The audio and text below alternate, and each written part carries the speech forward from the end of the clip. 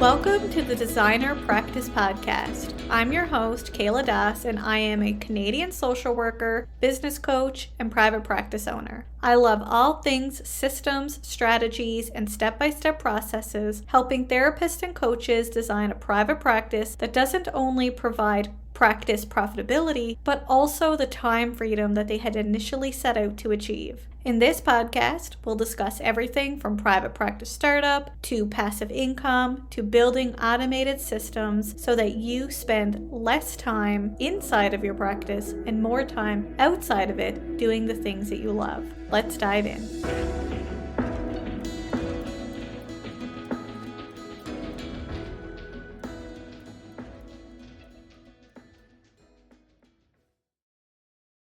If you love the Designer Practice Podcast, but you're unsure which topic to focus on first, take my private practice stages quiz. Whether starting a private practice is just a fleeting idea or you're a seasoned practice owner, knowing which stage of practice that you're in can help provide insights about your unique challenges and give you clarity about which steps to take next to move forward. By taking the private practice stages quiz, you'll discover which stage of private practice you're in, the challenges that you face, and steps and strategies to manage and overcome those challenges through a personalized playlist of the Designer Practice Podcast that discuss these topics. So what are you waiting for? Take our free quiz by heading to kayladas.com/private practice stages. That's kayladas.com/private practice stages, or simply scroll down to the show notes and click on the link. Welcome back to the Designer Practice Podcast. I'm your host, Kayla Das. In today's episode, Denielle Rigoglioso, licensed professional counselor and coach, will discuss how to give yourself permission to break through the narrative and thrive in your private practice. Hi, Denielle. Welcome to the show. I'm so glad to have you here today. Yeah, thank you for having me. I'm super excited to dive in to all the things today, and I appreciate you having me here on the show. Please introduce yourself, where you're from, and tell us a little bit about your own practice journey as well as your journey as a coach. Yeah, absolutely. Well, for everyone listening in, I'm Denielle Rigoglioso. I'm a licensed professional counselor, certified substance abuse counselor, and I'm a business coach for therapists. And my journey, I'm going to try and shorten it for you, started really in community-based mental health. And I worked in the field doing community-based work for a very long time. I journeyed into leadership positions and supervisor, director, had the opportunity to build 2 private practices or 2 locations for an agency here in Virginia. I'm based out of Virginia, and it was truly a wonderful experience to be able to do that for someone else. And I had 150 employees underneath of me. But if you know anything about community mental health, is that it is taxing.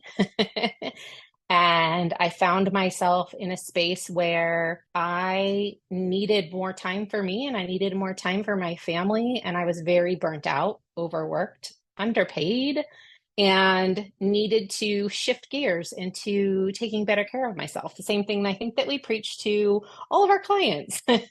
And so just taking a bit of my own advice. And since I had that experience of building a practice for someone else, I decided to take that experience and build my own. And so I started my solo private practice, which very quickly grew into a group private practice. And somewhere along that journey, I also found a passion for helping therapists do the same thing, is to break through, gain that freedom, have that work-life balance, build their private practice, have that financial freedom. And that is what has led me here today. And so I still own and operate my private practice, Saltwater Counseling and Wellness. And now I have a coaching business, Saltwater Coaching and Consulting. And now I help other therapists have the same journey, hopefully a little smoother. Well, isn't that the goal, hey? That we help therapists not go through the same mistakes we made. Exactly. It sounds like that you were experiencing some level of burnout and you're just like, you know what? I need to go into private practice. Is that accurate? Yeah, Kayla. So actually what happened that summer is I cracked a tooth. And yes, I cracked a tooth. So I was under so much stress and strain in my position that I was clenching my teeth during the day so hard that I cracked a tooth. And so I like to say that I was literally falling apart, maybe emotionally and physically falling apart. So something had to change. And I use that story just, I don't want people to get to that space. I want therapists to know that they can take care of themselves before they're falling apart. I wish that I had done that myself. Wow. My own journey was I was experiencing workplace burnout as well. I was managing organizations before I went into private practice, and I just couldn't do it anymore. And I've heard from therapists over and over that's usually the number one reason they go into private practice. Not that they weren't thinking about it beforehand, but usually they're like, in 5, 10, 15 years until that crisis hits, and they're like, I just can't do it anymore. I need something. Right. And me, I did private practice for probably about 2 months part time. And then I was like, I can't do it anymore. I just literally put in my resignation and like jump ship and hoped that private practice would work. And it did, fortunately. But like Yes. yourself, there's some mistakes I made along the way, and hoping that through the podcast and through other initiatives that we can help therapists get that support so they don't have to Hmm. experience that first. Right. And I think for me in the work that I do is really helping therapists not get to a space where then they've started their private practice and then they're so frustrated, right? And you're landing in the same space that you were in before, where you feel overwhelmed or burnout because you've missed a step or you don't know where to go. You don't have the knowledge, right? And I want to also say this too, is that you don't have to be in a space of burnout and discontent with your job to build your private practice. I want to just give everybody permission that it's okay to do this journey without getting to that space. I just think that, like you said, typically we all get to that space and we're like, we're done. Oh my gosh, I have to do this. And I would like to see people do it before they get there. And I love that. And I think that goes back to today's episode is give yourself permission. I mean, I know I was thinking about running a business, but it wasn't until I had that crisis that I'm like, okay, now I need to go into private practice. Sometimes we're always saying, oh, I'll do this in 5 years, I'll do this in 10 years. We can do it today if we want to, right? Right. Yeah. Giving ourselves that permission to start now so that we don't have to jump ship when everything is going awry. Or when your teeth are cracking. Yeah. Right. So first of all, let's discuss what typically brings therapists into the profession. Like I know we just talked about burnout being one of them, but from your experience, why do most therapists decide to even launch a private practice? Why is it something that they want to do? Sure. So I think a lot of reasons, right? Like you said, it could be because they're burnt out, but it also could be that they just want to be able to have that freedom to flex their schedule, to make their own rules. If anybody's worked community mental health, you know that there are changes and rules and everything coming down the pipeline nonstop, and it's really hard to keep up with. There's a lot of paperwork demands, politics, and so I think those are some of the things that drive us to go into private practice. Certainly financial freedom. I mean, that's a huge one. To really be able to get paid more, right? I mean, I think we all want that. We all want that. And so I think everybody has their own reasons, more time with their family, more time for their kids, more time to travel. And I'll tell you that I think there's a silver lining to the C word is that it really expanded that time during the pandemic, expanded us into a space where telehealth, it had no other way to go but up. And we think as therapists that private practice is so far out of reach, right? I got to save 50K to get there because I got to get a building and a furniture and all of these things that I've got to invest in. And that was at least my mindset, right? I'm like, I have to have like $50,000 saved to start my private practice. And that was just, oh, we're therapists. We're working in community health. How are we going to save $50,000? That just seems so unattainable. And so having this ability to do things via telehealth really changed the landscape. I agree. And I think for clients too, because many clients couldn't access therapy because they just don't have the time in their day to be able to leave. And since I've had my daughter in January, I love her dearly, but you're unable to do the things you could before. You don't have the ability to just go somewhere. You don't have a whole lot of extra time to be traveling or having people babysit and things like this. So being able to be accessible to a therapist makes all the difference that didn't exist before. Absolutely. Absolutely. So, Kayla, let's tap into that narrative, right? That you and I have been chatting about. And I want to really highlight just what we as therapists experience. You know, we're in high school, we're trying to decide what we want to do for a living. We tell our family that we want to be therapists somewhere in that like undergrad, high school time frame. And at least for me, and I know many of my colleagues, the messaging there has been that's great. That's such an admirable profession to go into. It's not going to make you any money. You're not a doctor. You're not a lawyer. It's a helping profession. You're passionate about helping other people. And I think we get stuck there, that is the narrative that we run. And so then we become okay with making very little and seeing so many clients because we're helping and we want to help people. And I think that narrative gets in our way sometimes. And that's what leads us to burnout. It's one of the things that leads us to burnout.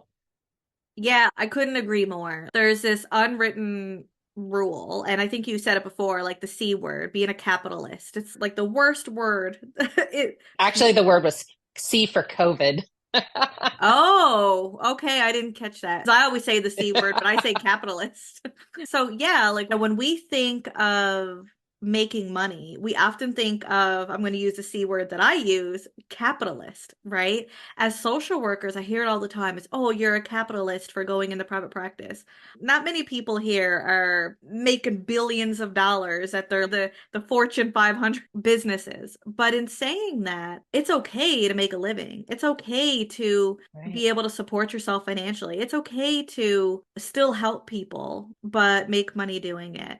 And we would never assume that we would never get paid as an employee. So why would we expect someone, say in the private sector in private practice, to not get paid or to get paid less or to change their pay rate? I can tell you if I was an employee and someone decreased my pay rate, it wouldn't be long before I would leave that organization because we need that money to support our family. Yes, we love to help, but you can love to help and also make money doing it. It doesn't have to be mutually exclusive.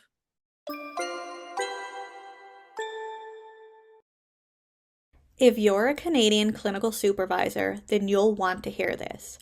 Have you been having a difficult time finding clinical supervisees?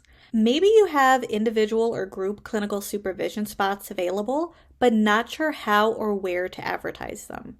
Well, we're in the process of creating a brand new therapist directory specifically for therapists to connect with clinical supervisors across Canada. As a Canadian therapist myself, I know all too well how hard it can be to find a clinical supervisor when you're looking for one. And as a business coach, I've heard from so many of you how hard it can be for clinical supervisors to promote their available clinical supervision spots. So, the Canadian Clinical Supervision Therapist Directory was born. Similar to traditional client-focused directories, the Canadian Clinical Supervision Therapist Directory is designed to connect therapists with their next clinical supervisor. Although our site is still under construction, I invite you to sign up to the waitlist so that you're the first to know when our directory goes live. Once live, we'll be offering a limited time low fee subscription rate to founding members of $9.99 per month Canadian dollar to clinical supervisors who provide clinical supervision to Canadian therapists. And don't worry, by joining the waitlist, you are not committing to anything, only to receive emails when we're about to go live. So, to sign up for the Canadian Clinical Supervision Therapist Directory waitlist, head to our website at canadianclinicalsupervision.ca. That's canadianclinicalsupervision.ca, or scroll down to the show notes and click on the link. Now back to the show. Yeah, absolutely. Absolutely. And the other piece to that too is that when you work for somebody in doing outpatient work, most likely in order to make ends meet or to even hit that higher salary goal, you're seeing 30 plus clients a week. or at least to maintain benefits and get your PTO and have health insurance, you have to meet this required number, which typically is around 30, 25, 30, 35. That's a lot of clients. That's a lot. 30 is a lot. When you get to run your own private practice and you are bringing in all of that revenue, it allows you to see less people, right? So you could see 15 or 20 clients a week. Think about the time and the mental space that that opens for you. So you can do whatever you want with that free time. And I'll give you a little example. So I do Tuesday, Wednesday, Thursday. I see 4 clients in the morning and 4 clients in the afternoon. I'm done at 5. And then I have a 4-day weekend every weekend, every single weekend. I work 12 days a month. That to me is absolutely mind blowing. And the income that that generates is mind blowing. That is what just really spun me into coaching, was that I was like, everybody needs to be doing this and they need to be doing it now. What are we doing? Why haven't we done this sooner? Why doesn't everybody know? But if your passion is to help, then what does that do, right? Having an extra 20 hours a week free that's not consumed with work, you can do whatever you want. You can travel, spend time with your family, you can volunteer. And having that income allows you to do pro bono work if you want to do pro bono work. The possibilities are endless. And so you're not completely taxed and stretched. And so you have this ability to be able to do that. And you, being financially set and stable, then can say to your long-term client who lost their insurance that you're willing to do a sliding scale because it's not hurting you and you have the capacity to do it. So I believe that it actually allows us to be better therapists. I couldn't agree more. Yeah, I have an example of myself. This year in 2024, I was on maternity leave until May. I took a week off in July, 2 weeks off in August, and a week to go to a wedding in October. And now we're in November, and I'm probably going to take off a week in December for Christmas too. I was able to do that because of the way I structured my business. And I know this is a whole separate episode, but there's also the ability of putting passive income streams into your business. So you can do one-to-one sessions, but also have passive income streams into your business too, so that you can spend more time doing the things with your family. And I think that that's the key here. You might not see it right away, but it start building and growing to that so you can have that flexibility, that you can have that freedom, that you can take maternity leave and like 4 weeks off in addition to that in one Yes. year. It's amazing. Yeah. Last year, we did a week in Hawaii. I did a week in Costa Rica. I did a week in Italy. I did a week in Barbados and then a week in Florida. I took 5 weeks off. I still generated the same income. I did not work on those vacations. I think sometimes there's a misconception that, like, oh, well, how did you work and see all the sites in Italy? I didn't work. I didn't see clients. But when you structure your schedule to work 12 days a month, just like you were saying, Kayla, you can still take that time off and shift your schedule around to take a week off. And maybe I saw clients Sunday, Monday, and Tuesday, and I went Wednesday to Wednesday and was still able to do that. As long as I hit my 12 days seeing clients that month, the freedom is amazing. Absolutely incredible. So, from your experience, what blocks show up for therapists, preventing them from moving towards private practice or moving beyond that initial stages of private practice so that they can start gaining the flexibility and the freedom? Yeah, so I think there's a couple things. What I find with most of my coaching members is that mindset. Mindset is stuck. I don't have business experience. No one taught me how to run a business. They didn't teach me this in school. I'm afraid of sustainability. And I heard so and so did it. They weren't successful. And so there's fear. There's imposter syndrome, there's lack of knowledge. So those are the most common barriers. Typically, I find that we have to really do a lot of mindset work in the very beginning because you are really good at what you do. You're a great therapist. The only tools that you need are how to run a business and how to run it successfully. And so those tools are out there. I agree. Yeah. And something that I think also prevents therapists, in addition to mindset, mindset and knowing how to run a business is this idea that we need to know every therapeutic modality or we need to be in our profession for 20 plus years. I don't know about you, but it wouldn't have mattered if I was a social worker for 5 years or if I was a social worker for 25 years. Private practice Mhm. is a whole new ball game. So until you're in private practice, you're not going to learn how to be in private practice. So all the experience in the world isn't going to help you be in private practice. Yeah, and you bring up a really great point because if I could go back, of course, I wouldn't change anything. I am where I am because of where I've been, right? But if I could guide anybody in the right direction, I hear a lot of newly licensed clinicians say, well, I've got to have more experience. Or, like you said, I have to have a certificate. I'm not an expert. You are an expert. You've spent how many hours under supervision in your residency, in your internship, in your grad program, in your undergrad program? You are an expert in your field. And so honing in on what you're good at and what you like to do is key there. Hold on to that. You don't have to have a certificate, you don't have to have some special training. Just honing in on what you're good at and what you like to do. Again, if I could go back and do it, I would do it, get fresh out of getting licensed. It just makes sense. No, it does. And I think we'd be remiss to also acknowledge that, like, if you go into private practice, it's still important to have a clinical supervisor and to have some oversight, whether you go in it fresh from university or you've been in practice for 25 years. Private practice Right. is still its own thing, and it's still important to have some support with navigating that, both from a clinical perspective and then also having a business coach to help you with the business aspect. This is what we're talking about, the resources. If you don't know how to run a business, those resources exist. You don't have to just wing it, although you can. I mean, people do it and they do succeed, but it can take a Yeah. lot more time and make a lot more mistakes than if you paid a couple hundred to maybe even a couple $1,000 and then you save that much time and that much money in the long run with everything that you do. Yeah, absolutely. So certainly like to cover that is always practice within your scope, but you don't have to have a specific scope to do private practice.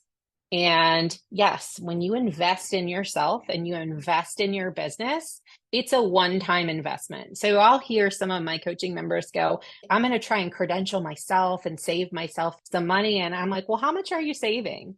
Right. And they're like, well, about $500 roughly. And I'm like, okay, how long do you plan to run your business? And they're like, well, into retirement. I'm like, okay. So take that $500 one-time investment and now spread it over the life of your business. It is a drop in the bucket to set you up for success. So I encourage everybody that's listening to think about it in that capacity. That's the business mindset that you need to have going into this. And you might say, I don't have a business mindset, Denielle. And that's why I'm listening to this podcast. But you can gain a business mindset. You can gain this knowledge. There are tools, right? You can invest in coaching. You can invest in learning how to run a business. All of those things are doable. And like Kayla said, you can try it on your own. You can do it yourself, no doubt, right? But to be successful and have all the tools and strategies up front, that's a game changer for sure.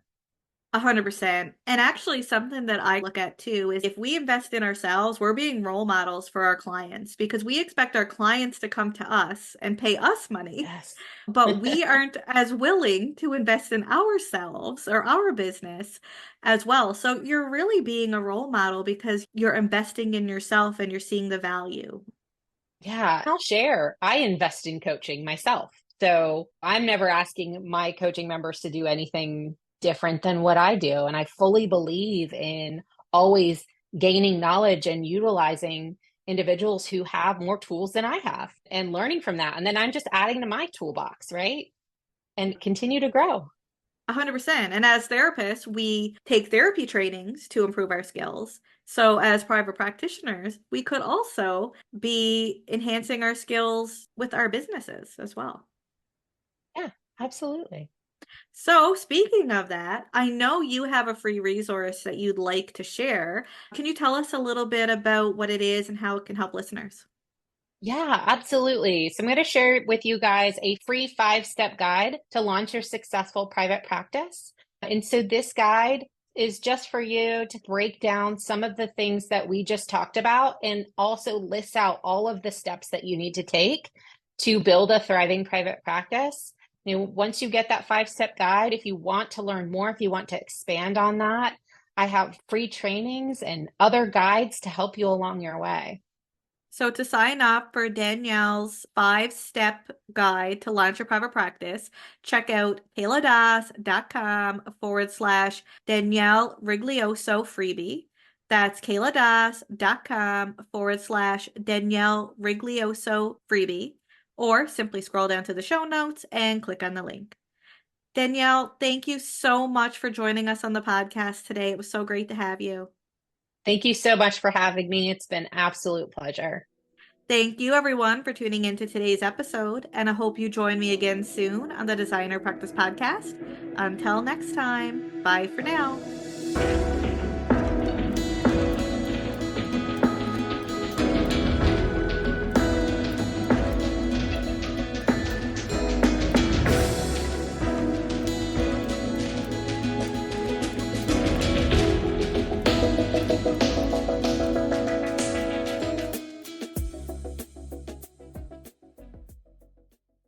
Please be advised that the podcast advertisements and links in this episode may be affiliate and or sponsor links where Evaspare Inc. and the Designer Practice Podcast receive compensation for sales or signups made through link clicks. This helps the Designer Practice Podcast continue to provide free and valuable content to you each week. Thank you, and we appreciate your support.